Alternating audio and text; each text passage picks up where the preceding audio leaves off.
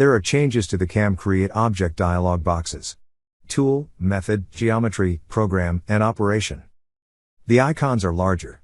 This to make them easier to see and to understand their intention without having to rely on the tooltips. The icons have been reordered to be in the order that they are intended to be used in a standard workflow.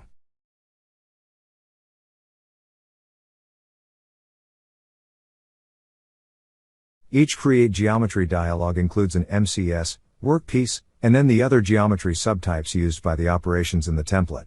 The MIL-geom geometry subtype has been removed as it was a duplicate of the workpiece object. Duplicate method subtypes have been removed from the Create Method dialogs. For example, the whole machining dialog had multiple drilling methods, with different names, that used the same parameter values.